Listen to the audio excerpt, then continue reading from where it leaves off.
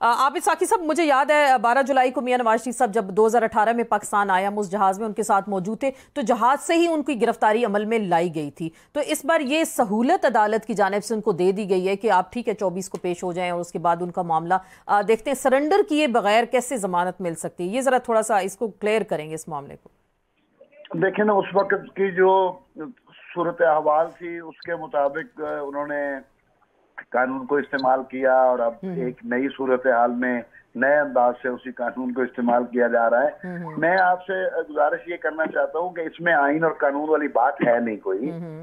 ये कानून की सिलेक्टिव एप्लीकेबिलिटी का मसला है कि आप इम्तियाजी तौर पर और अपनी मर्जी से पर्सन स्पेसिफिक लॉ बनाते हैं, पर्सन स्पेसिफिक फैसले करते हैं और उसको आप चलाते हैं। मतलब कहने का मतलब ये है कोई ऐसा ट्रांसपेरेंट, इंडिपेंडेंट और न्यूट्रल सिस्टम ऑफ जस्टिस इस मुल्क में नहीं है जिसमें ताकतवर और कमजोर को एक आंख से देखा जाता हो या एक तरीके से उनको उनके खिलाफ कानून नाफिज किया जाता हो।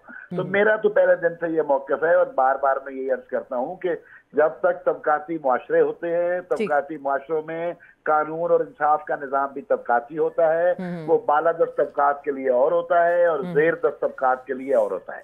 तो जब तक आप समाज को और समाज की बुनियादों को तब्दील करके उसके अंदर उसका सुपर स्ट्रक्चर जस्टिस और इक्विटी की बुनियाद पर नहीं बनाते तो इसी तरह की डिस्क्रिमिनेटरी ट्रीटमेंट ताकतवर और कमजोर के खिलाफ इस्तेमाल होता रहता है। ये एक पैटर्न है। इसकी जड़ें जो हैं वो इस तबकाती निज़ाम के साथ जुड़ी हुई हैं जो जुल्म और इस्तेसाल पर मबनी है। चलें, ये तो आप जो बात करें तबकाती निज़ाम की, तो आपको ये थी, मैं बट साहब से पूछूंगी, क्या ये एक्सपेक्ट कर रहे थे 7 मिनट में इतनी जल्दी फैसला आ जाएगा? बहुत सारे लोग तनकीद कर रहे हैं, नैब की टीम पहले से मौजूद थी, उन्होंने किसी चीज़ पे एतराज़ नहीं किया। जजेस ने उनसे पूछा कि आपको एतराज़ तो नहीं? उन्होंने कहा जी बिल्कुल भी नहीं। वो अंगूठे उनके लगवा रहे थे, फैसिलिटेट कर रहे थे हर तरह से। तो ये कोई डील तो नहीं है आपको लग रही? क्या ये मैंने पहले ही अपनी गुफ्तगू में आपसे अर्ज की कि ये तो पहले से ही ये प्री कंसीव था सब कुछ ही। और दर हकीकत ये भी हमने सोचा हुआ था कि दरखास्त भी ऐसी ही आनी है, उसे एंटरटेन ऐसे ही किया जाएगा, रिलीफ भी उन्हें ऐसा ही मिलेगा। ये सब कुछ तो इस दरखास्त के दायर करने से पहले ही हमारे अंदाजे थे जो हमने बयान भी किए और हुआ भी वैसा ही। तो आपकी इस बात से मैं इत्तेफाक करता हूँ, ये अंदाजा लगाया जा सकता है कि ये सब एहतमाम पहले से मौजूद था जो कि देखने को मिल गया। देखिए, मेरे दोस्त ने एक शेर अर्ज किया था, तो उसी की मिज़दाक से अर्ज करूं कि अमीर शहर का सिक्का है खोटा मगर इस शहर में सिक्का बहुत है। तो आप ये देखिए कि रिलीफ मिला है एक ऐसी मुअज़्ज़िज़ शख्सियत को कि जिन्हें 3 मरतबा जिनकी निस्बत से सुप्रीम कोर्ट की जजमेंट्स आ चुकी हुई हैं, बाकायदा जिसमें तौहीन अदालत का केस भी है। लेकिन बहरहाल इम्तियाजी सलूक है, सब देख रहे हैं, सब मान रहे हैं और ऐसा ही तो है और ऐसा नहीं होना चाहिए। तो ये सहूलतकारी कौन कर रहा है? अगर आप ये कह रहे हैं किसी डील का नतीजा है और जमानत भी किसी डील से मिल गई, तो ये कौन सहूलतकारी कर रहा है?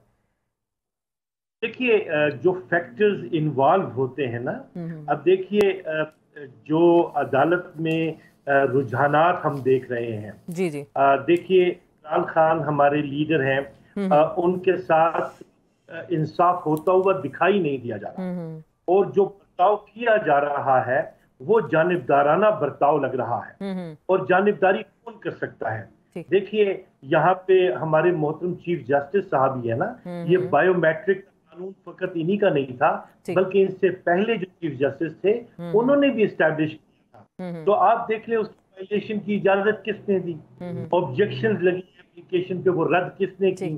तो यकीन जिसकी कलम से ये फैसला निकला है ये एहतमाम हुज्जत और इंतजाम आला तो उन्हीं का था ना।